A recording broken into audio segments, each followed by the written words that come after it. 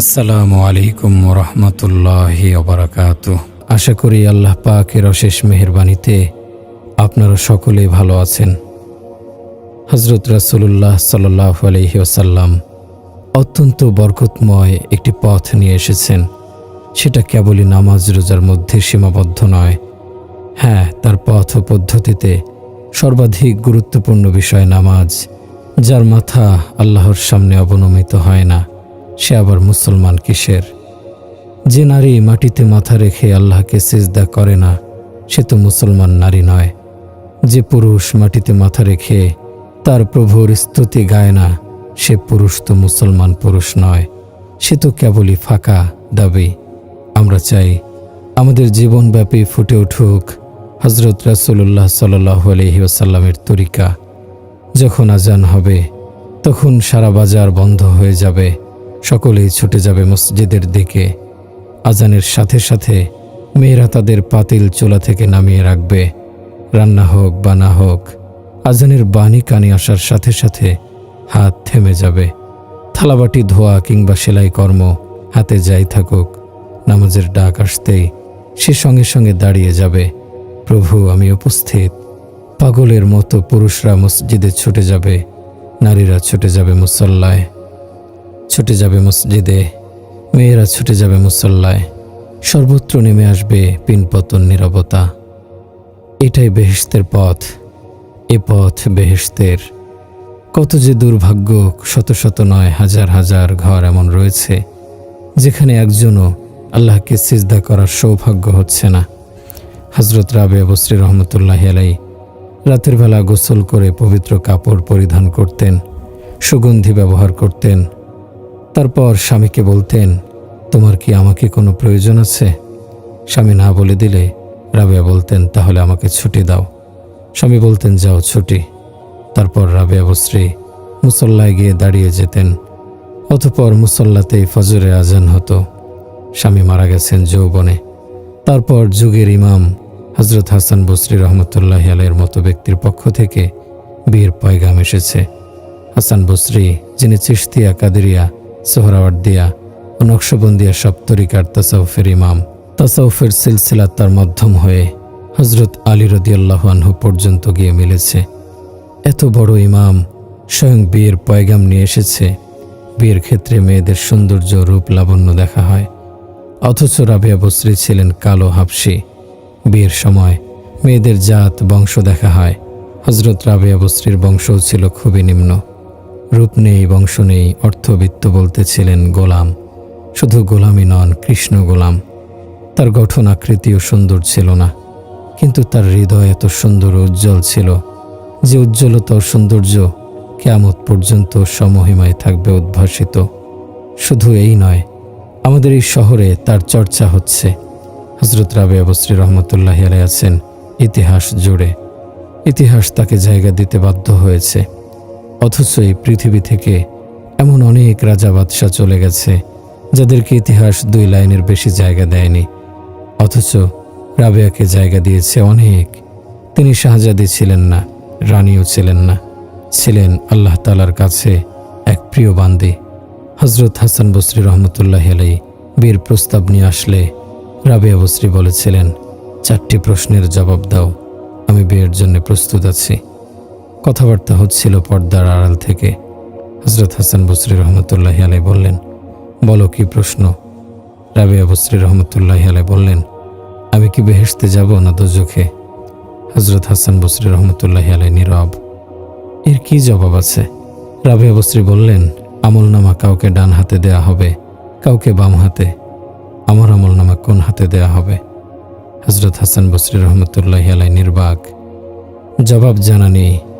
বললেন, যখন আমল মাপা হবে, কারো নেকি বেশি হবে, কারো পাপ, আমার আমলের অবস্থা কি হবে?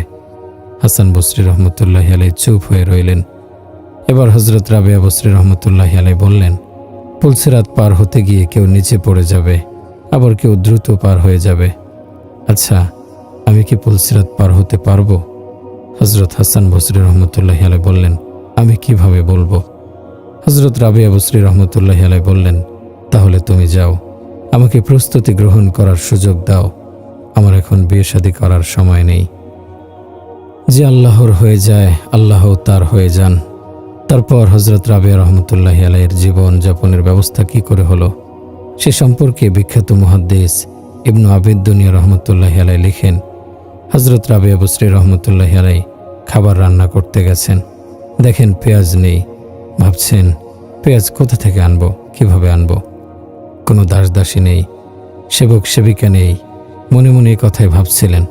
এমন সময় লক্ষ্য করলেন একটি চিল উড়ে যাচ্ছে, তার হাতে পেঁয়াজ।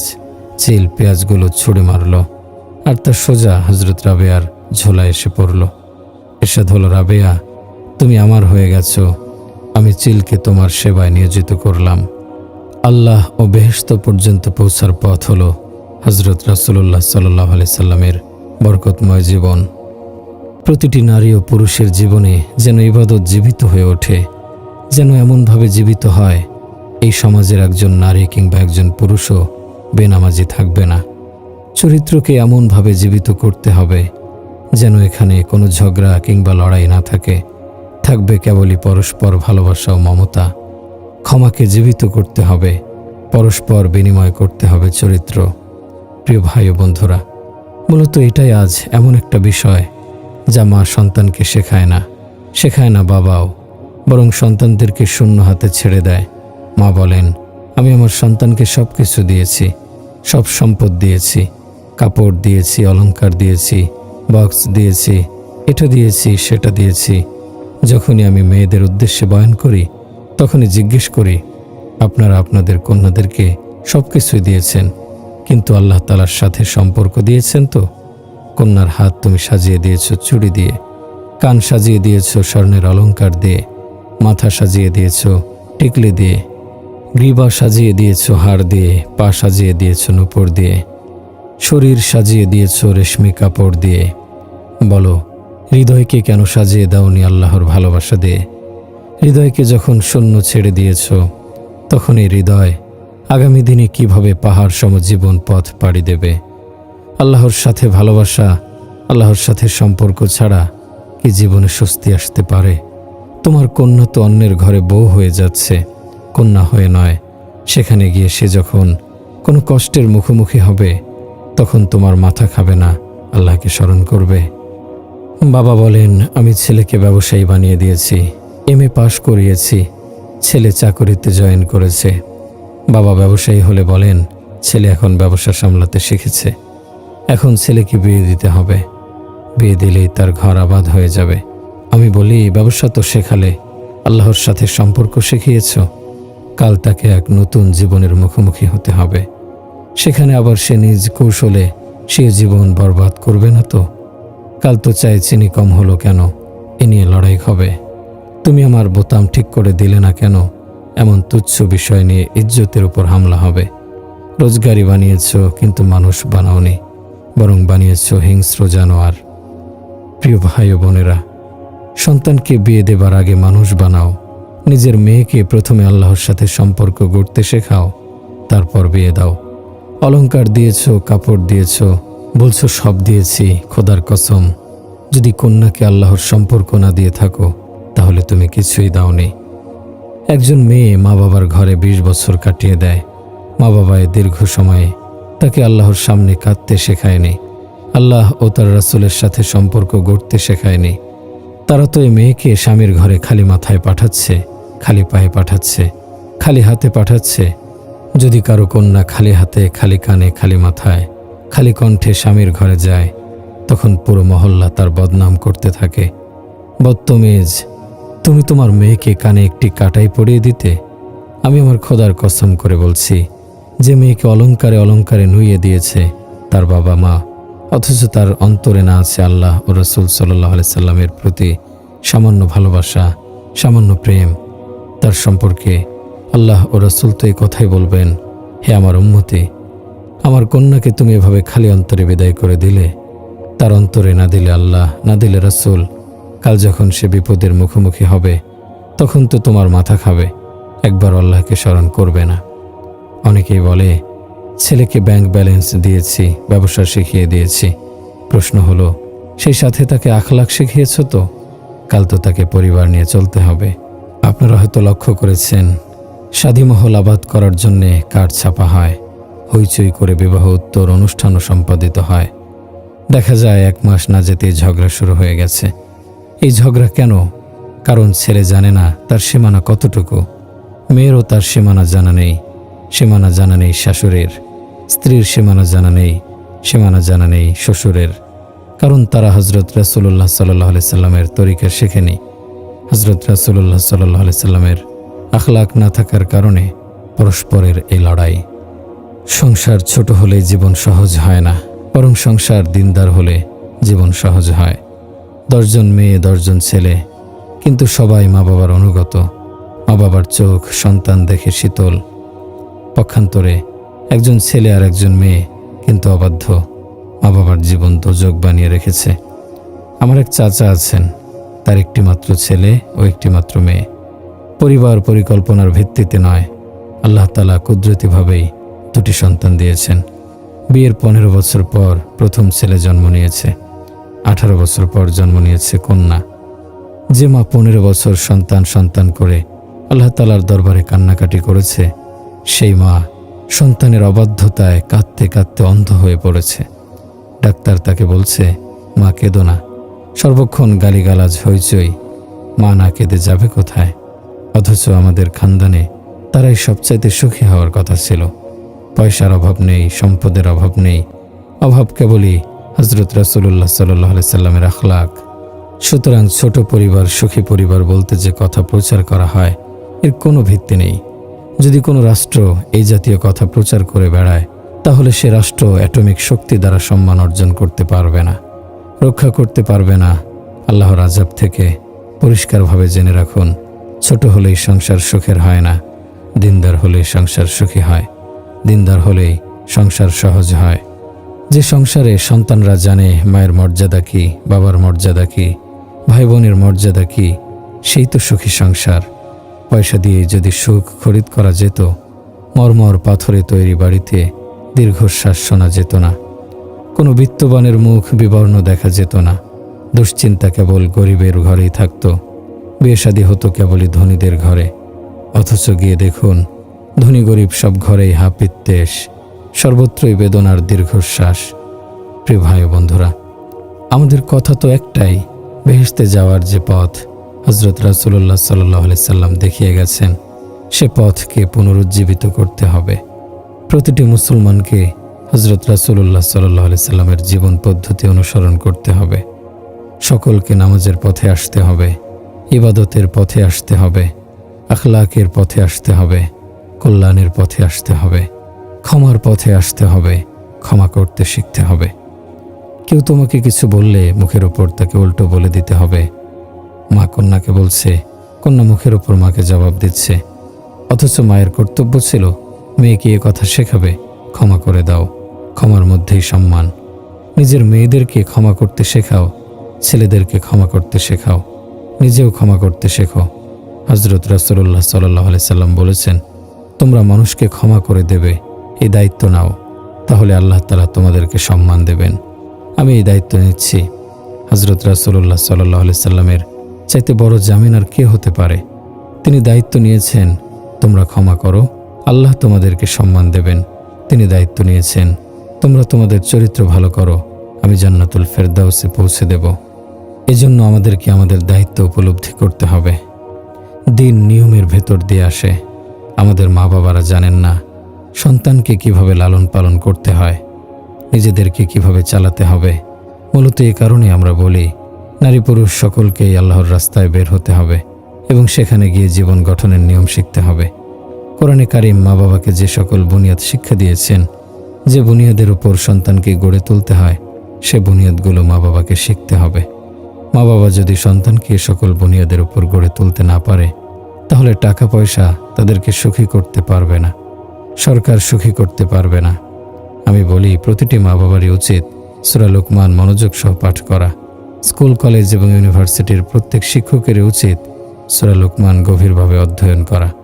আল্লাহ তাআলা এই সূরায় আগামী প্রজন্মকে গড়ে তোলার পথ নকশা বলে দিয়েছেন। ওয়াইজ ক্বালা লুকমানু লিবনিহি ওয়া হুয়া বাঈযুহু ইয়া বুনাইয়া লা তুশরিক বিল্লাহ। স্মরণ করো যখন লোকমান উপদেশ চলে তার পুত্রকে বলেছিলেন, হে বৎস, আল্লাহর সাথে কাউকে শরিক করো না। এটাই প্রথম সবক। প্রত্যেক মা বাবার উচিত তার সন্তানকে এই সবক শিক্ষা দেয়া।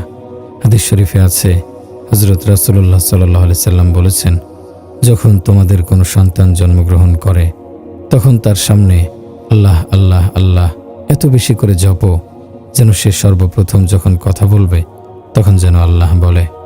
সন্তানের সামনে আব্বা বলবে না, আম্মা বলবে না। যখন সন্তান আম্মা বলে মায়ের খুশির সীমানা থাকে না। আজ আমার সন্তান আম্মা বলেছে, আমার সন্তান আজ আমাকে আব্বা বলেছে, আজ আমার সন্তান আমাকে আম্মি বলেছে।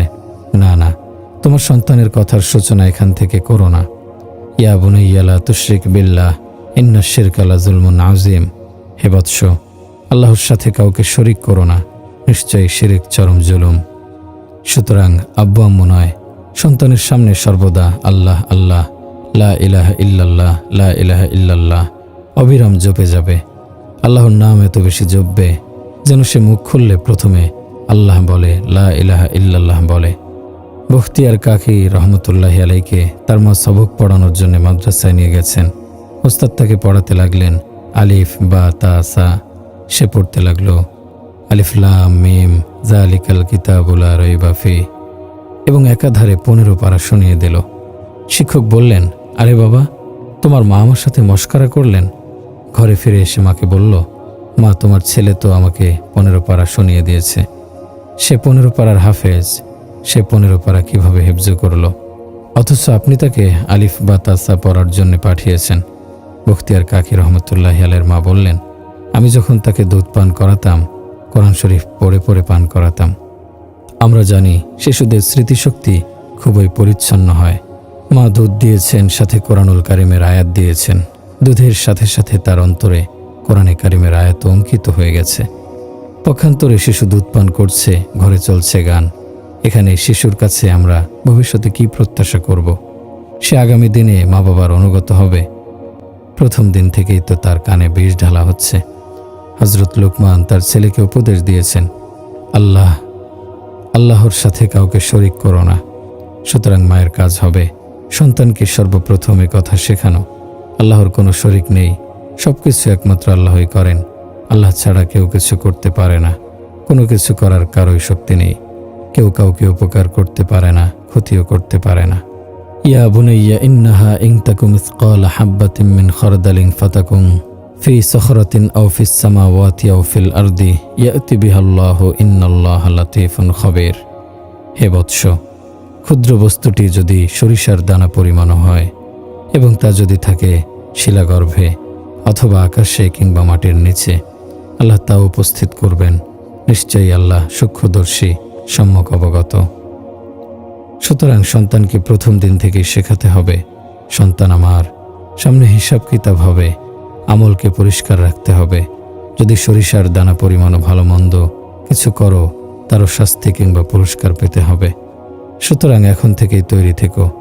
হযরত আব্দুল কাদের জিলানী রহমতুল্লাহি আলাইহি ইলমের সন্ধানে বেরিয়েছেন, তখন তার বয়স 12।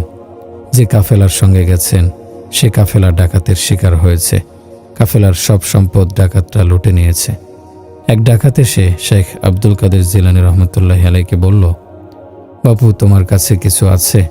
সে ভেবেছিল এই ছোট্ট শিশুর কাছে আর কী বা থাকবে, কিন্তু এই নিষ্পাপ শিশু সহজিয়া ভঙ্গিতে বলে দিল, 40টি দিনার আছে।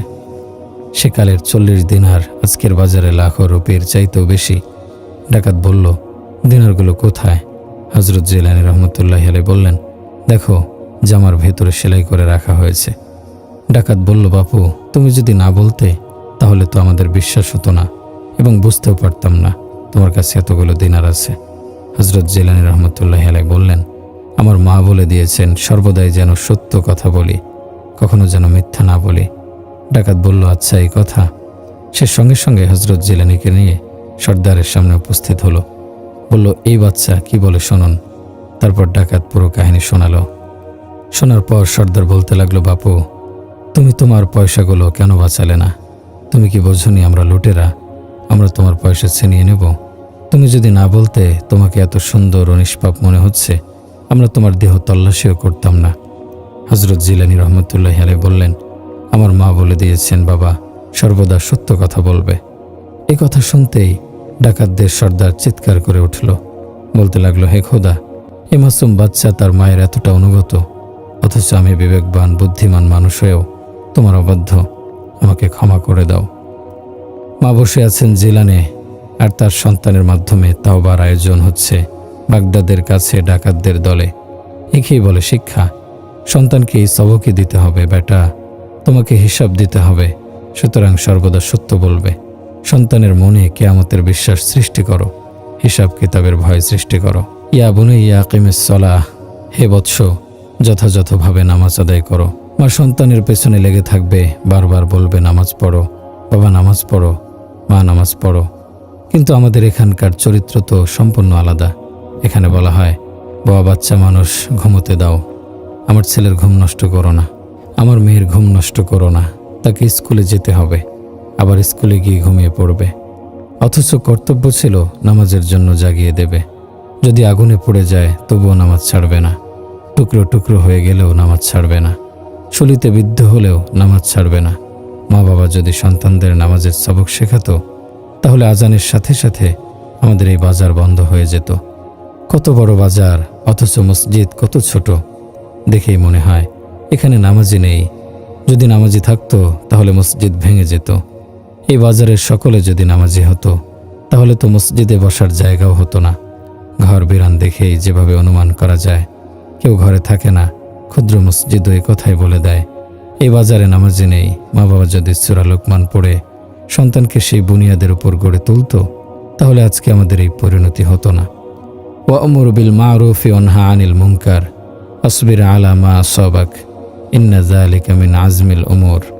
সৎকর্মের নির্দেশ দিও, অসৎকর্মে নিষেধ করো, এবং আপদ বিপদে ধৈর্য ধারণ করো। এটাই তো দৃঢ় সংকল্পের কাজ। ভেবে দেখুন, হযরত লুকমান আলাইহিস সালাম তার ছেলেকে উপদেশ দিচ্ছেন, যথাযথভাবে নামাজ পড়ো। আমরাও বলি, ভাই নামাজ পড়ো, নামাজ শেখো। কোরআনে কারিমের আয়াত থেকে বোঝা যায় এ দায়িত্ব ছিল মা বাবার। আমরা তো মা বাবার দায়িত্ব পালন করছি। সৎ কাজের আদেশ দাও, অর্থাৎ মানুষের মধ্যে দিন ছড়িয়ে দাও। অসৎ কর্মে বাধা দাও, অর্থাৎ অন্যায় মিটিয়ে দাও। সুতরাং ভালো কাজের প্রসার আর মন্দ কর্মের নির্মূল সাধন আমাদের কাজ নয়। এই কাজ তো ছিল মা বাবার। সন্তান মায়ের কোলে চোখ খুলতেই মা তাকে এই কথা শেখাবে, তুমি সর্বশেষ নবীর উম্মত, নবীর দিন মানুষের মাঝে ছড়িয়ে দেয়া তোমার কাজ। এটা মা বাবার দায়িত্ব ছিল। একটা সময় ছিল যখন মায়েরা সন্তানদের আল্লাহর দ্বীনের জন্য বিসর্জন দিতেন। হযরত সুফিয়ান সাউরি রহমতুল্লাহি আলাইহির মা বলেছিলেন, যাও বেটা, আমি তোমাকে আল্লাহর দ্বীনের জন্য ওয়াকফ করে দিলাম। আর যদি কোনো মা বাবা শুনতে পায় তার ছেলে আমেরিকার কোনো ইউনিভার্সিটিতে ভর্তি হওয়ার সুযোগ লাভ করেছে, তাহলে সাথে সাথে তাকে পাঠিয়ে দেবে। অতি বৃদ্ধ মা বাবাও বলবে, না না বাবা, যেও না, বরং তাকে পাঠিয়ে দেওয়ার জন্যে সকলে ব্যতিব্যস্ত হয়ে পড়বে। অথচ আমাদের পেছনে এমন একটা কাল গেছে যখন মা তার সন্তানকে আল্লাহর দ্বীনের জন্য বিসর্জন দিতেন। মায়ের আদরের দুলাল সুফিয়ান সাউরি রহমতুল্লাহি আলাইহি ঘর থেকে বের হলেন। হযরত সুফিয়ান সাউরি রহমতুল্লাহি আলাইহি 19 বছর পর ঘরে ফিরে এসেছেন। সেই মাও কেমন ছিলেন! ঘরে ফিরেছেন রাতের বেলা, দরজায় কড়া নেড়েছেন। মাকে আল্লাহ তাআলা হায়াত দিয়েছিলেন, মা জীবিত ছিলেন। ভেতর থেকে বললেন, কে? বললেন, পুত্র সুফিয়ান। মা বললেন, বাবা, কাউকে কোনো জিনিস উপহার দিয়ে তা ফেরত নেওয়া বড়ই অপমানের বিষয়। আমি তো তোমাকে আল্লাহকে দিয়ে দিয়েছি, তোমাকে ফিরিয়ে নেওয়া বড় অপমানের বিষয় মনে হচ্ছে। তোমার জন্য এই দুনিয়াতে আমি দরজা খুলব না, ফিরে যাও, কিয়ামতের দিন সাক্ষাৎ হবে, সেদিনই সান্ত্বনা লাভ করব। মা দরজা খুলেননি। সুফিয়ান সাউরি ফিরে গেছেন। তারপরে সুফিয়ান সাউরি কোথায় পৌঁছেছেন, মা যত বড় তার সন্তান তো তত বড়ই হবে। বাদশাহ আবু জাফর মনসুরের বিরুদ্ধে সুফিয়ান সাউরি খোলামেলা ফতোয়া দিয়েছেন। মনসুর বলে পাঠিয়েছে, আমি মক্কায় আসছি, আমি আসার আগেই শলি প্রস্তুত করে রাখো, আমি এসেই সুফিয়ান সাউরিকে শলিতে দেব। সুফিয়ান সাউরি রহমতুল্লাহি আলাইহি বিখ্যাত তাপস ফুজাইল ইবনে আয়াজ রহমতুল্লাহি আলাইহির কোলে মাথা রেখে বিশ্রাম করছেন। স্থান পবিত্র হারাম শরীফ।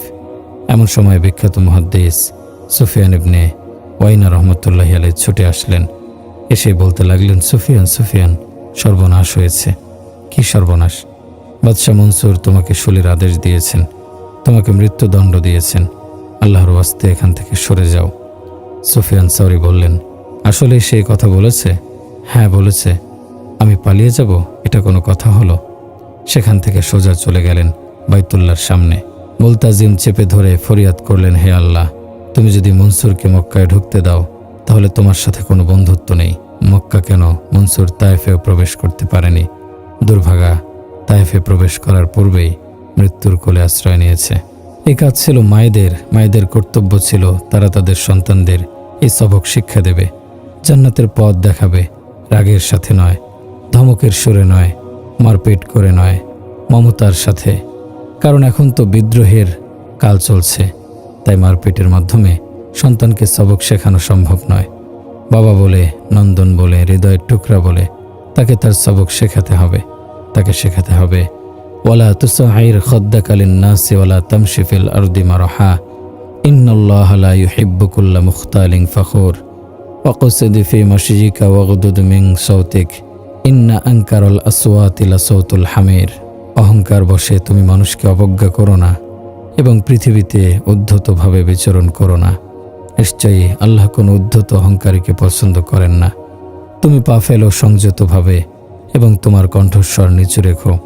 নিশ্চয়ই স্বরের মধ্যে গর্ধবের স্বরই সর্বাপেক্ষা অপ্রীতিকর। হ্যাঁ, কেবল নামাজ, রোজা আর আকীদা বিশ্বাসী নয়, সন্তানকে আখলাক শেখাতে হবে। তার চরিত্র কেমন হবে, আচার আচরণ কেমন হবে, কথাবার্তা কেমন হবে, এই সব কিছু দেখা মায়েদের কর্তব্য। অকসিদ ফি মাশিক, তুমি পা ফেলো সংযতভাবে। আমি বলি, এই সংযত ভাব কেবলই চলার মধ্যে সীমাবদ্ধ নয়, বরং সংযত হতে হবে চাল চলন, এমনকি টাকা পয়সা খরচের বেলায়ও। জীবনের সকল ক্ষেত্রেই সংযত ও মধ্যপন্থা অবলম্বন করা শেখাতে হবে। এই কর্তব্য মা বাবার। তারা ছোটবেলা থেকেই সন্তানকে খানাপিনা, পোশাক আশাক সব ক্ষেত্রেই সংযমপূর্ণ পন্থায় গড়ে তুলতে সচেষ্ট হবে। প্রিয় ভাই ও বন্ধুরা, আমরা এই যে কথাগুলো বলছি, এর একটি কথাও এমন নেই যা থেকে আমরা মুখ ফিরিয়ে নিতে পারি। যারা আমার কথা শুনছেন, এই কথাগুলো যেমন তাদের দরকার, তেমনি দরকার আমার নিজেরও। জাহান্নামের পথ থেকে বেঁচে জান্নাতের পথ ধরা আমার আপনার সকলের কর্তব্য। আমাদেরকে এমনভাবে গড়ে উঠতে হবে যেন যখন আমরা মৃত্যুবরণ করব, তখন আল্লাহ তাআলা আমাদেরকে দেখে খুশি হন এবং এই ঘোষণা দেন, আমার বান্দা, আমার বান্দি, সে আমাকে খুশি করে এসেছে, যাও একে এল্লিয়ে এনে বসতে দাও, শীঘ্রই বেহেশতে পৌঁছে দেয়া হবে। হযরত সাদ রাদিয়াল্লাহু আনহু ইন্তেকাল করেছেন। হযরত জিবরাইল আলাইহিস সালাম এসে আরজ করলেন, ইয়া রাসূলুল্লাহ সাল্লাল্লাহু আলাইহি সাল্লাম, আজ আপনার কোন সাহাবী ইন্তেকাল করেছেন? কেন, কি হয়েছে? বললেন, যখন কোনো ইমানদার মৃত্যুবরণ করে তখন তার রূহ সরাসরি আরশের নিচে গিয়ে সিজদা করে। আজ আল্লাহর আরশ আনন্দে দুলছে। ইস্তাবশারা বিমাউতিহি আহলুস সামাই, সপ্ত আকাশের ফেরেশতাগণ আজ আনন্দে উৎসব মুখর। সবার মধ্যে এক অধীর অপেক্ষা, কেউ আসছে, কেউ আসছে। হযরত রাসূলুল্লাহ সাল্লাল্লাহু আলাইহি সাল্লাম ইরশাদ করলেন, হায়, আমার সাদ তাহলে চলে গেছে। হযরত সাদ রাদিয়াল্লাহু আনহু যুদ্ধে জখম হয়েছিলেন, তাই হযরত রাসূলুল্লাহ সাল্লাল্লাহু আলাইহি সাল্লাম বুঝে ফেলেছেন আজ সাদ চলে গেছে। তিনি দ্রুত মসজিদ থেকে বেরিয়ে আসেন। হযরত রাসূলুল্লাহ সাল্লাল্লাহু আলাইহি সাল্লাম মসজিদ থেকে বেরিয়ে এত দ্রুত হাঁটছিলেন, সাহাবায়ে কেরাম পেছনে পেছনে দৌড়াচ্ছিলেন। তাদের জুতার ফিতা ছিঁড়ে যাওয়ার উপক্রম হচ্ছিল। তারা আরজ করলেন, ইয়া রাসূলুল্লাহ সাল্লাল্লাহু আলাইহি সাল্লাম, একটু আস্তে চলুন, আমরা ক্লান্ত হয়ে পড়ছি। ইরশাদ করলেন, জলদি চলো, আমার ভয় হচ্ছে আমরা পৌঁছার আগেই সাদকে আবার ফেরেশতারা গোসল না দিয়ে ফেলে, তাহলে আমরা তাকে গোসল দেয়া থেকে বঞ্চিত হব। জলদি চলো, জলদি চলো। ছুটতে থাকেন সাহাবায়ে কেরাম। গিয়ে দেখেন হযরত সাদ রাদিয়াল্লাহু আনহু মৃত পড়ে আছেন আপন ঘরে। ঘরে কেউ নেই। সাহাবায়ে কেরাম রাদিয়াল্লাহু আনহু বাইরে দাঁড়িয়ে গেলেন। হযরত রাসূলুল্লাহ সাল্লাল্লাহু আলাইহি সাল্লাম ভেতরে প্রবেশ করলেন। ভেতরে কিভাবে গেলেন সে এক মজার বিষয়। এই যে আমি এখানে দাঁড়িয়ে কথা বলছি, আমার সামনে অনেক লোক বসা। এখন কেউ যদি আমার কাছে আসতে চায় তাহলে সোজা হেঁটে আসতে পারবে না, পা ডানে বামে ফেলতে হবে। সতর্কতার সাথে যারা বসা তাদের শরীর বাঁচিয়ে আসতে হবে। সাহাবায়ে কেরাম রাদিয়াল্লাহু আনহু লক্ষ্য করলেন হযরত রাসূলুল্লাহ সাল্লাল্লাহু আলাইহি সাল্লাম পা কখনো এদিক রাখছেন, কখনো ওদিক, কখনো পায়ের পাতা পুরোটা মাটিতে রাখছেন, কখনো অর্ধেকটা। অবশেষে হযরত সাদ রাদিয়াল্লাহু আনহু এর মাথার কাছে গিয়ে বসে পড়লেন। সাহাবায়ে কেরাম রাদিয়াল্লাহু আনহু আরজ করলেন, ইয়া রাসূলুল্লাহ সাল্লাল্লাহু আলাইহি সাল্লাম, আপনি এমন করলেন কেন? আমরা তো কাউকে দেখছি না। ইরশাদ করলেন, ছাদের ঘর ফেরেশতা এমনভাবে ঠাসাঠাসি হয়ে আছে, পা রাখার জায়গা নেই। আমি যখন ভেতরে প্রবেশ করলাম তখন আমার জন্য বসার জায়গা করে দেওয়া হয়েছে। প্রিয় ভাই ও বন্ধুরা, মরলে তো এভাবে মরা উচিত, মরণ চাই তো এমন মরণ চাই। হযরত সাদ রাদিয়াল্লাহু আনহু ছিলেন দীর্ঘ সবল, স্বাস্থ্য ভালো ছিল, কিন্তু যখন তার জানাজা তোলা হলো দেখা গেল কোনো ওজন নেই। মনে হচ্ছিল যেন খাটের ওপর কোনো লাশ নেই। সেখানে উপস্থিত কোনো মুনাফিক বলা বলি করতে লাগলো, দেখো মুনাফিক ছিল তো, এজন্য কোনো ওজন নেই। কথা এক কান দুই কান হয়ে হযরত রাসূলুল্লাহ সাল্লাল্লাহু আলাইহি সাল্লাম পর্যন্ত পৌঁছল। সঙ্গে সঙ্গে ধমক দিয়ে বললেন, মুখ বন্ধ করো এবং বলে দাও, সাদকে তোমরা নিয়ে যাচ্ছ না, তাকে বহন করে নিয়ে যাচ্ছে ফেরেশতাগণ। তোমাদের কাঁধ খালি নিচে পড়ে আছে। মুসলমানের জীবন তো এমনই হওয়া উচিত। সে যখন মৃত্যুবরণ করবে তখন তার লাশ বহন করার জন্যে ফেরেশতা নেমে আসবে। আল্লাহ তাআলার রহমত অসীম, তিনি লাখো বছরের গুনাহ ধুয়ে পরিষ্কার করে দেন। সুতরাং নারী পুরুষ সকলে মিলে তাওবা করো। বলা তো যায় না কখন ডাক চলে আসবে। আল্লাহ তাআলা এত দয়ালু, তিনি বলেন, বান্দা তুমি যদি গুনাহ করতে করতে তোমার গুনাহ আকাশের ছাদ পর্যন্ত পৌঁছে দাও, অতঃপর একবার মাত্র বলতে পারো, হে আল্লাহ আমাকে ক্ষমা করে দাও, আমি সব ক্ষমা করে দেব। দুনিয়ার সমস্ত মানুষ, সমস্ত শয়তান মিলেও যদি গুনাহ করে তবুও সে গুনাহ আকাশের ছাদ পর্যন্ত পৌঁছাবে না। কিন্তু আল্লাহ তাআলার রহমত এত বেশি, তার দয়া এত অসীম, তিনি মুহূর্তে বান্দার সব গুনাহ মাফ করে দেন। মাও তার সন্তানকে এত দ্রুত ক্ষমা করেন না। সন্তান ক্ষমা চাইলে মা তাকে খোঁটা দেবে, তুমি আমাকে এত যন্ত্রণা করেছ, এত কষ্ট দিয়েছ, আমি তোমাকে ক্ষমা করব না। কালই এক ভাই আমাকে বলছিলেন, আমার বাবা আমার প্রতি অসন্তুষ্ট, 2 বছর পর্যন্ত চেষ্টা করছি, তিনি আমাকে ক্ষমা করছেন না। অথচ দেখুন আল্লাহ তাআলা কত মেহেরবান।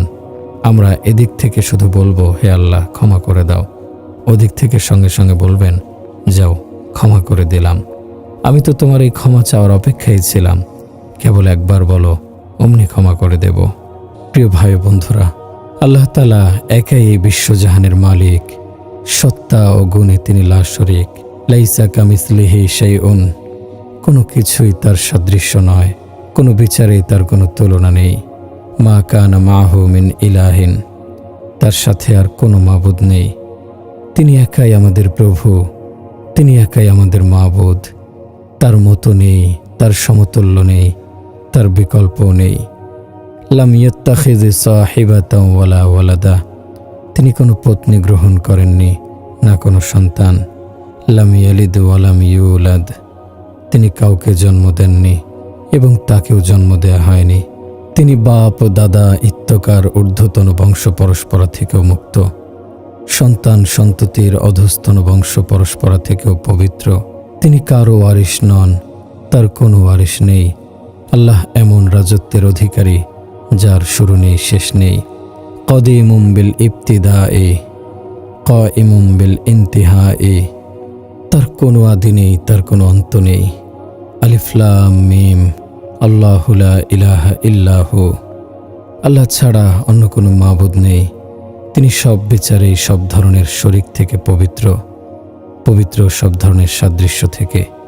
আল হাইয়ুল কাইয়ুম, তিনি চিরঞ্জীব, সর্বসত্তার ধারক। তিনি চিরঞ্জীব, তিনি চিরপ্রতিষ্ঠিত, তিনি স্বাদিষ্ট। রূহ কিংবা খাদ্যের সাথে তার কোনো সম্পর্ক নেই।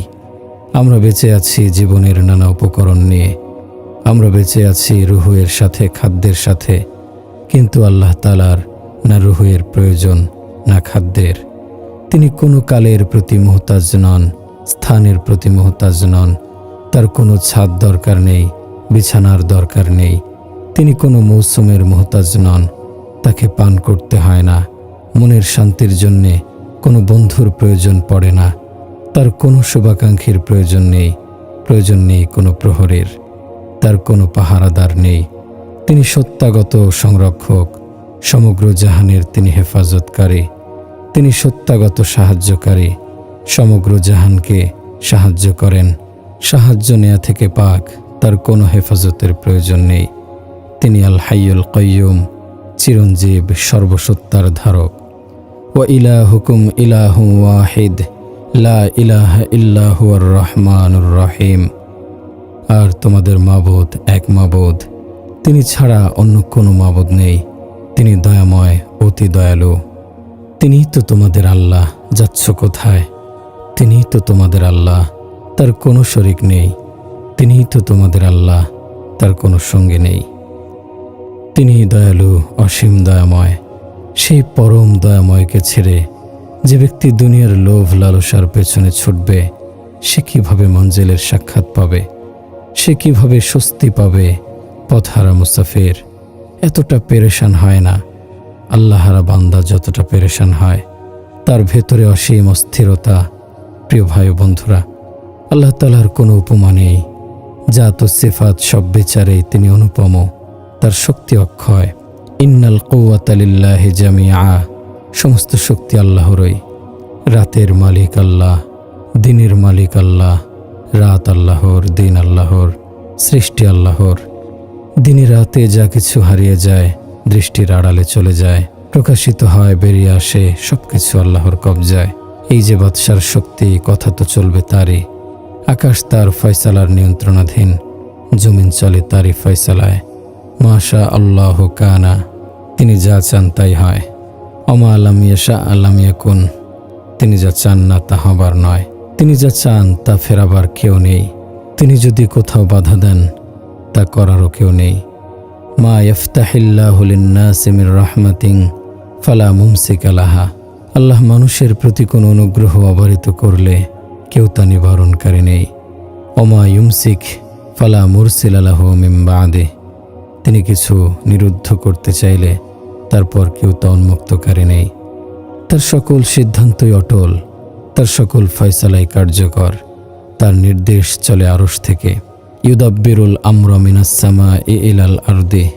তিনি আকাশ থেকে পৃথিবী পর্যন্ত সমুদয় বিষয় পরিচালনা করেন। তার নির্দেশ আরশ থেকে শুরু হয়, জমিনের গভীর স্তর পর্যন্ত তা হয় কার্যকর। এই বিশ্বজাহান পরিচালনায় কত মাখলুক তিনি নিয়োজিত রেখেছেন। তাদের শ্রেণী অসীম, সংখ্যা অসীম। মানুষের মুখে মুখে 18,000 মাখলুক বলতে একটা কথা চালু হয়ে গেছে। আসলে 18,000 বলতে সুনির্দিষ্ট কোনো সংখ্যা নেই।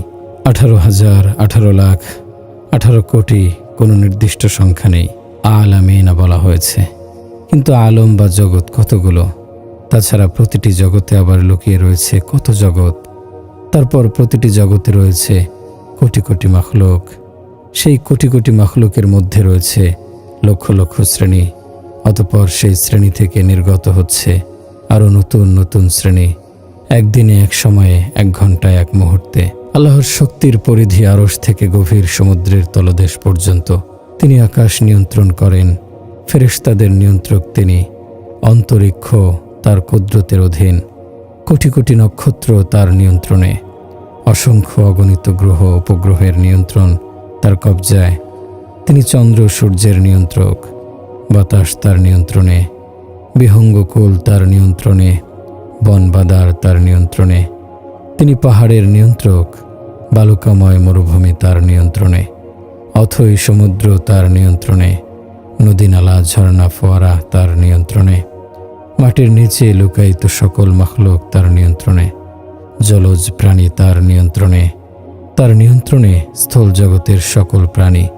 নূরের তৈরি সকল সৃষ্টি তার নিয়ন্ত্রণে। তার নিয়ন্ত্রণে মাটির তৈরি সকল সৃষ্টি। শূন্য জগতের সকল সৃষ্টি তার নিয়ন্ত্রণে। বায়ুজগতের সকল সৃষ্টি তার নিয়ন্ত্রণে। তিনি সকল চতুষ্পদকে দেখছেন। বিপদ প্রাণীরাও তার দৃষ্টির ভেতর। বুকের ওপর চলমান প্রাণীরা তার দৃষ্টির ভেতর।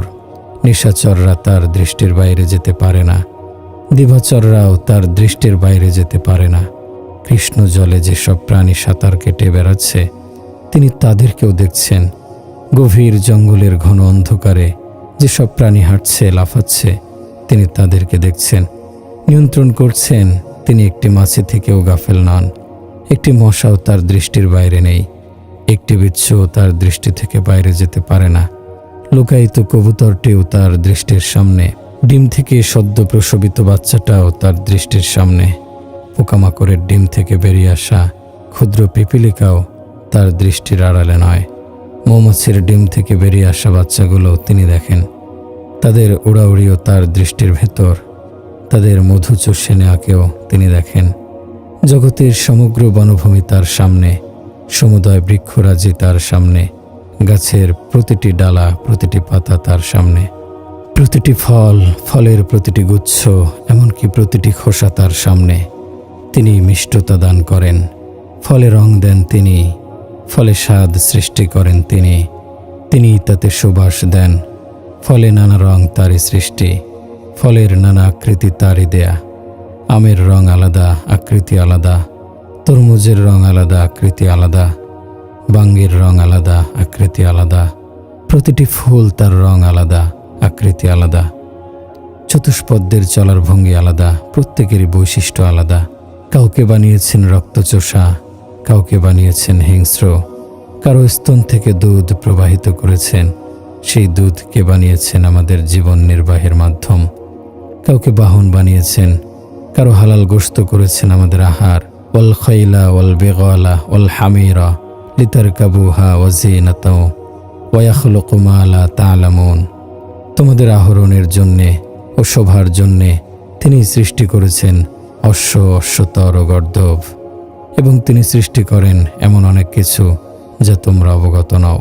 প্রিয় ভাই ও বন্ধুরা, স্থল জগৎ হোক, সমুদ্র জগৎ হোক, শূন্য জগৎ হোক, অন্তরিক্ষ হোক, আকাশ হোক, পৃথিবী হোক, এই সমগ্র জাহানের সৃষ্টিকর্তা ও নিয়ন্ত্রক আল্লাহ। এ বিশ্বজাহানকে চালাতে গিয়ে যিনি কোথাও বিন্দুমাত্র ধোঁকার শিকার হন না, তিনি তোমাদের রব, তিনি তোমাদের প্রতিপালক। 4 সন্তানের মা, এক ছেলে পানি চাইছে, তাকে রুটি দিচ্ছে, আর একজন রুটি চাইছে, তাকে পানি দিচ্ছে। এখানে তো 4 জনের প্রয়োজন পূরণ করতে গিয়েই মায়েদের সব কিছু গুলিয়ে যায়। আর এ হলেন আমাদের আল্লাহ, এ হলেন আমাদের প্রতিপালক। ফালিকুল ইসবাহ, তিনি উষার উন্মেষ ঘটান। ফালিকুল হাব্বি ওয়ান্নাওয়া, আল্লাহই শস্য বীজ ও আটি অঙ্কুরিত করেন। যালিকুমুল্লাহু ফাআন্না তুফাকুন, তিনিই তো আল্লাহ, সুতরাং তোমরা কোথায় ফিরে যাবে? সমগ্র পৃথিবীর ইতিহাস সাক্ষী, যে আল্লাহকে পেয়েছে সে সব কিছু পেয়েছে, যে আল্লাহকে হারিয়েছে সে সব কিছু হারিয়েছে। আপনি ইতিহাসের পাতা উল্টে দেখুন, আজ থেকে নিয়ে হযরত আদম আলাইহিস সালাম পর্যন্ত ইতিহাসের প্রতিটি পাতা পড়ুন, এক একটি লাইন পড়ুন, এক একটি বর্ণ পড়ুন। সমগ্র পৃথিবীর ইতিহাসে এমন একজন মানুষও দেখাতে পারবেন না যে আল্লাহ হারিয়ে কিছু পেয়েছে, আল্লাহকে হারিয়ে অভীষ্ট লক্ষ্যে উত্তীর্ণ হয়েছে, আল্লাহকে ভুলে গিয়ে নিজের অন্তর জগৎকে আবাদ করতে পেরেছে। আল্লাহর কসম, আপনি দেখাতে পারবেন না, আমিও দেখাতে পারবো না, এই পৃথিবীর কেউ দেখাতে পারবে না। আজ থেকে নিয়ে কিয়ামতের সিংহা বেজে ওঠা পর্যন্ত এমন কোনো মানুষ অতীতে আসেনি, এখনও নেই, ভবিষ্যতেও আসবে না, যে আল্লাহর সাথে মোকাবেলা করতে পারে এবং আল্লাহকে হারিয়ে আশ্বস্ত মনে জীবনযাপন করতে পারে। প্রিয় ভাই ও বন্ধুরা, শান্তির জায়গা হলো অন্তর, অন্তরই স্বস্তির ঠিকানা। শান্তি ও স্বস্তি খ্যাতিতে নেই, ইজ্জত ও সম্পদের দ্বারা স্বস্তি আসে না। আমি ছোট শিশুর মতো ঢেকুর তুলে কাঁদতে দেখেছি, অথচ তারা সম্মানের শীর্ষ চূড়ায়, খ্যাতির শীর্ষ চূড়ায় বসে মহারা শিশুর মতো কাঁদতে দেখেছি। বিরান হৃদয় তাদেরকে শিশুর মতো কাঁদিয়েছে। আল্লাহ এমন সত্তা, যিনি মানুষের আত্মায় আগমন করেন। আল্লাহ আকাশে কিংবা আরশে আসন পাতেন না, তিনি আসন পাতেন মুমিনের অন্তরে। যে অন্তরে আল্লাহর ভালোবাসা আছে, আল্লাহ আসন পাতেন সে অন্তরে, সে অন্তরে নেমে আসেন আল্লাহ। আনা ইনদাল মুনকাসিরাতি কুলুবুহুম, আমি ভগ্ন হৃদয়ের কাছে থাকি। বলে দাও, কেউ যদি আমাকে তালাশ করতে চায়, তাহলে যেন ভগ্ন হৃদয়ের প্রতি দৃষ্টি দেয়, আমাকে সেখানেই পাবে। আমি ভগ্ন হৃদয়ে অবতরণ করি। যিনি আকাশ, পৃথিবী কিংবা আরশে নয়, বরং মুমিনের অন্তরে আসন পাতেন, সে অন্তর কত বড় আরশ! আল্লাহ তাআলা সে অন্তরে তার ভালোবাসা অবতীর্ণ করেন, তার অমলিন নূর অবতীর্ণ করেন, আপন সম্পর্ক অবতীর্ণ করেন। যে আল্লাহকে পেয়েছে সে সব কিছু পেয়েছে। পৃথিবীর ইতিহাস এমন নজির দেখাতে পারবে না কোনো ব্যক্তি আল্লাহকে পাওয়ার পর তারপর সে কিছু হারিয়েছে। আল্লাহর কসম, যে আল্লাহকে পেয়েছে সে সকল সফলতা পেয়েছে, সকল সফলতা তার পা চুম্বন করেছে। আপনি না অতীতের ইতিহাসে দেখাতে পারবেন, না ভবিষ্যতের ইতিহাসে। আল্লাহকে পাওয়ার পর কোনো ব্যক্তি জীবনে কখনো দীর্ঘশ্বাস ফেলেছে কিংবা আক্ষেপ করতে করতে মৃত্যুবরণ করেছে, আল্লাহকে পাওয়ার পর কারো অন্তরে কোনো অন্য কামনা থাকে না। ইতিহাসে এমন কোনো নজির নেই আল্লাহকে পাওয়ার পর কেউ কখনো আক্ষেপ করেছে, আল্লাহকে পাওয়ার পর কেউ কখনো ব্যর্থ জীবন পার করেছে, আল্লাহকে পাওয়ার পর কেউ কখনো ব্যর্থ মৃত্যুকে আলিঙ্গন করেছে। পৃথিবীর ইতিহাস এর কোনো নমুনা দিতে পারবে না। এর নমুনা আরবে নেই, আজমে নেই, সাদায় নেই, কালোয় নেই, অতীতে নেই, ভবিষ্যতে নেই। আল্লাহকে পাওয়াই আমাদের জীবনের মেরাজ। আল্লাহ আমাদের অন্তরের সান্ত্বনা, অন্তরের ব্যথা বেদনার চিকিৎসা। আল্লাহ, খোদার কসম, সমগ্র পৃথিবীর রূপ সৌন্দর্য আত্মার ঘা শুকাতে পারে না। খোদার কসম, সমগ্র পৃথিবীর রূপ রস গান বাদ্য হৃদয়ের তন্ত্রীকে দোলা দিতে পারে না। হৃদয়ের তন্ত্রীকে বাদ্যযন্ত্রের সুর দীর্ণ করতে পারে না। হৃদয়ের তন্ত্রীকে দীর্ণ করতে পারে কেবলই কোরআনের সুর। হৃদয়ের গভীরতায় নেমে যেতে পারে কেবলই কোরআনের সুর। নর্তকীদের সঙ্গীত কখনো হৃদয়ের গভীরে জায়গা পেতে পারে না। নর্তকীদের নূপুর নিক্কণ কখনো হৃদয়কে শীতল করতে পারে না। সম্পদ, রাজত্ব, দুনিয়ার ক্ষমতা, সবুজ শ্যামলিমা, শ্যামল পর্বত, মুক্ত মাঠ, বহমান ঝর্ণা, তরঙ্গময় সমুদ্র, আপনি যেখানে খুশি ঘুরে বেড়ান, যেখানে খুশি ছুটে যান। কোটিপতিদের যেমন কোনো ঠিকানা থাকে না, অনুরূপভাবে যে আল্লাহকে পায়নি এই জগতে তারও কোনো ঠিকানা নেই। সে গন্তব্যহীন এক পথিক, লক্ষ্যহীন এক মুসাফির। তার কোনো মঞ্জিল নেই, তার কোনো টার্গেট নেই। সে উদ্ভ্রান্ত। তার তুলনা নাবিকহীন সেই জাহাজ, যে জাহাজ জানে না তার মঞ্জিল কোথায়, যার কাছে তার তীর জানা নেই। আজ পৃথিবীর প্রায় শতভাগ মানুষই জীবন পথে গন্তব্যহীন মুসাফির। তাদের তুলনা নাবিকবিহীন কিস্তির মতো, যার সামনে কোনো গন্তব্য নেই। এখন লাখের মধ্যে একজন এমন পাওয়া মুশকিল যে আল্লাহকে পেয়েছে, যার হৃদয়ে রাজত্ব চলে আল্লাহর। তার সামনে তো 7 আকাশও অতি তুচ্ছ। আল্লাহর আরশও সেই হৃদয়ের সামনে ক্ষুদ্র। যার হৃদয়ে আল্লাহ আছে সে তো এমন এক বাদশাহী নিয়ে ঘুরে বেড়াচ্ছে যার কোনো তুলনা নেই। কিন্তু দুনিয়া যেমন মানুষ থেকে ক্রমেই শূন্য হয়ে পড়েছে। লাখে কোটিতে এমন একজন খুঁজে পাওয়া এখন মুশকিল। এই দুনিয়াতে এমন মানুষ আজ দুর্লভ। সবই তো ভয়ানক হিংস্র প্রাণী, 2টি পায়ে ভর করে বেড়ানো দৃশ্যমান মাখলুক। দ্বিপদ মানুষ আর জানোয়ারের মধ্যে এখন পার্থক্য শুধু এইটুকু, জানোয়ার কথা বলতে পারে না, মানুষ কথা বলতে পারে। প্রিয় ভাই ও বন্ধুরা, আমাদের মূল টার্গেট হলো আমরা যেন এই রশিটিকে মজবুতভাবে ধরতে পারি। আমরা যেন এই পথটিতে উঠে আসতে পারি, যে পথের শেষ হলো আল্লাহ, যেখানে আল্লাহকে পাওয়া যায়, যেখানে মানুষই আল্লাহকে পায় এবং নিঃসন্দেহে পায়। হে আদম সন্তান, আমাকে সন্ধান করো, পাবে। যদি আমাকে পাও তাহলে তো সব কিছুই পেয়েছ, আর যদি আমাকে হারিয়ে ফেলো তাহলে সব কিছুই হারিয়েছ। আর আমি তোমার জন্য সব কিছুর চাইতে শ্রেষ্ঠ। হ্যাঁ বান্দা, তুমি আমার সন্ধানে বেরিয়ে পড়ো। আমার ওয়াদা, তুমি যদি আমার সন্ধানে বেরিয়ে পড়তে পারো তাহলে অবশ্যই আমি তোমার সাথে মিলিত হব। আমি যদি তোমার সাথে মিলিত হই তাহলে তুমি এই পৃথিবীর সব কিছুই পেয়েছ। আর যদি আমাকে না পাও তাহলে মনে রাখবে, এই পৃথিবীর কোনো দৃশ্যই তোমার অন্তরের জখমকে চিকিৎসা দিতে পারবে না, তোমার হৃদয়ের ব্যথা দূর করতে পারবে না, তোমার জীবনের অনাবাদ ভূমিকে আবাদ করতে পারবে না। লা ইলাহা ইল্লাল্লাহ এর এটাই দাবি। আমরা এর খুব ক্ষুদ্র অর্থই বুঝি। আল্লাহ তাআলা তার বান্দাকে জানিয়ে দিয়েছেন, লা এর তরবারি দিয়ে সবকিছুকে জবাই করে ফেলো। এই বিশ্বজাহান কিছুই নয়, সবকিছু আল্লাহ। এই বিশ্ব জগতে কারো কোনো শক্তি ও নির্দেশ চলে না, চলে কেবলই আল্লাহর। লা না এর এই ঘোষণা আল্লাহ তাআলা কেবলই পাথরের ওপর চালাননি, আল্লাহর এই নির্দেশ সোনার উপর চালিয়েছেন।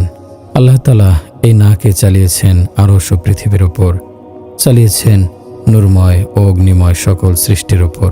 এই নাকে চালিয়েছেন অ্যাটম ও রকেটের ওপর। এই নাকে চালিয়েছেন সমুদ্র ও নদী নালার ওপর। এই নাকে পাথর ও পাহাড়ের ওপর। এই নাকে সকল শিল্প আবিষ্কারের ওপর।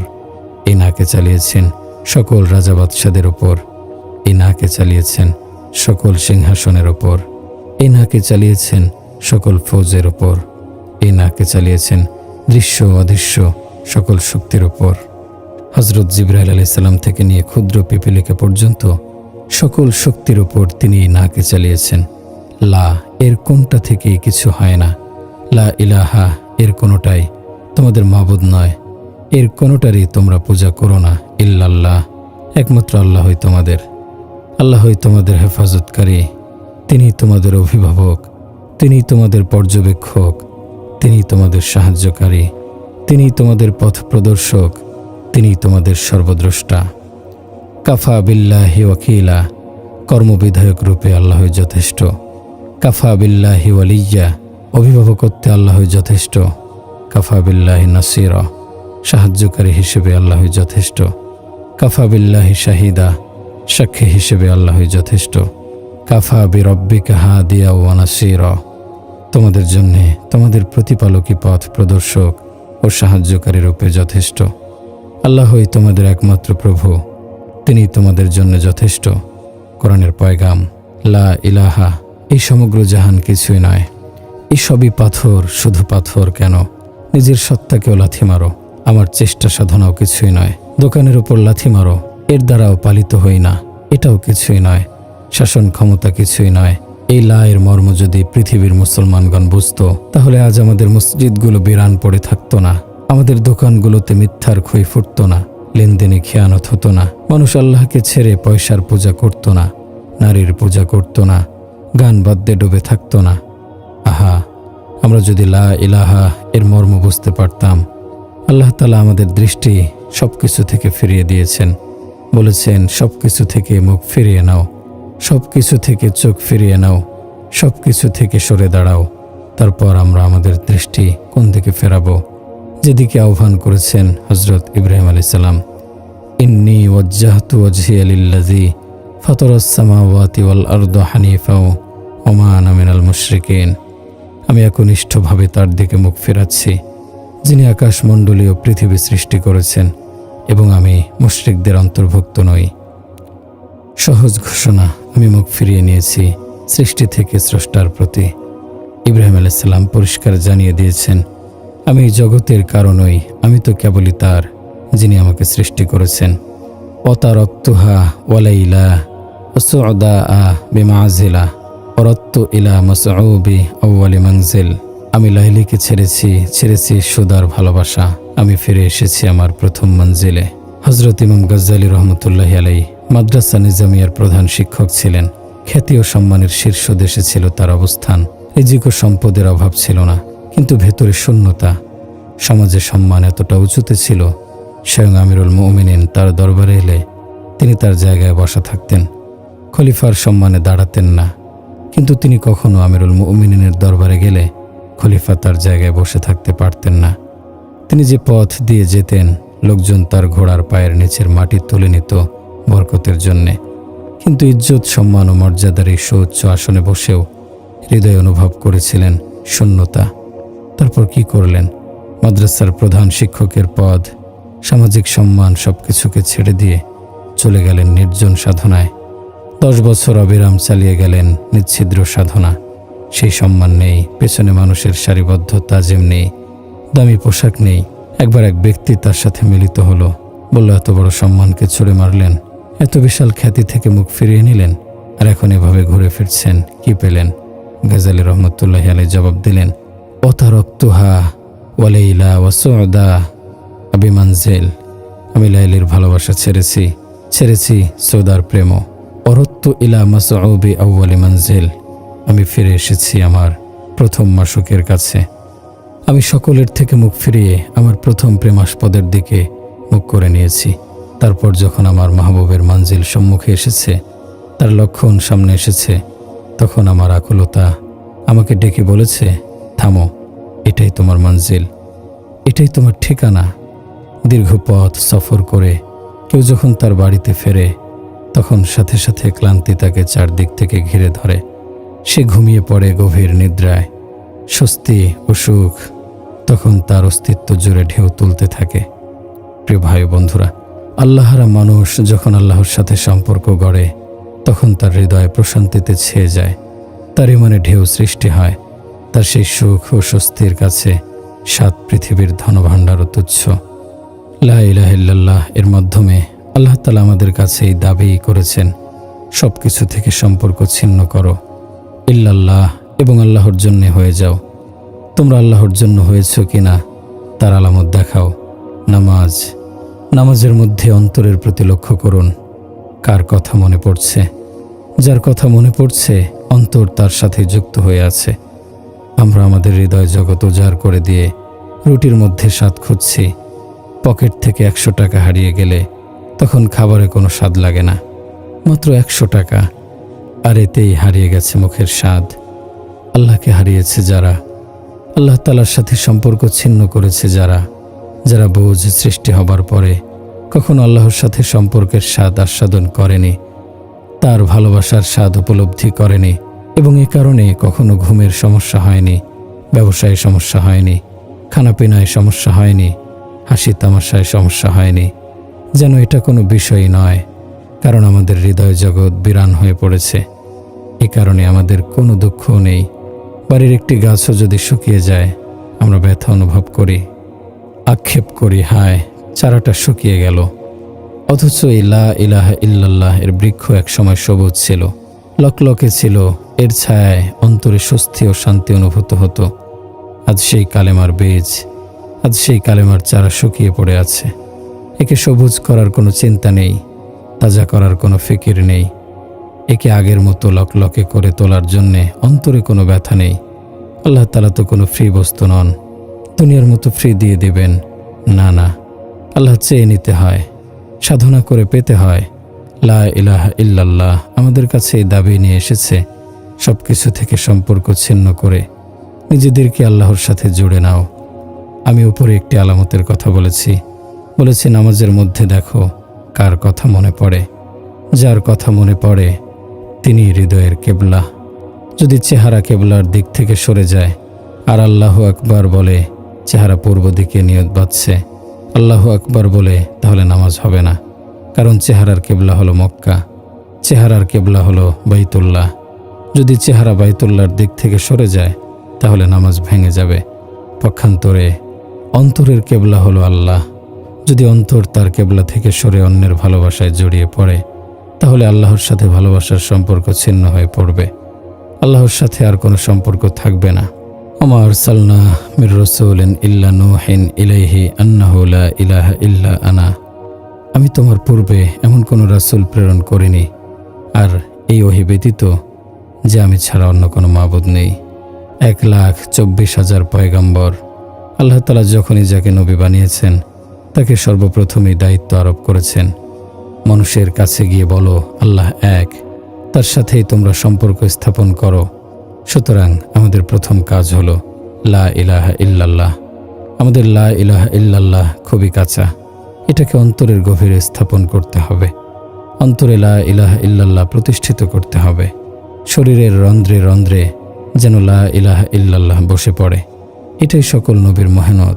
এটাই হযরত মূসা আলাইহিস সালামের ঘটনা থেকে আমরা জানতে পারি। আল্লাহ তাআলা যখন মূসা আলাইহিস সালামকে তুর পাহাড়ে ডেকে নিলেন তখন বললেন, ইন্নানি আনাল্লাহ, নিঃসন্দেহে আমি আল্লাহ। লা ইলাহা ইল্লা আনা, আমি ছাড়া কোনো মাবুদ নেই। এটাই প্রথম সবক। মূসা, এটা অন্তরে বসিয়ে নাও।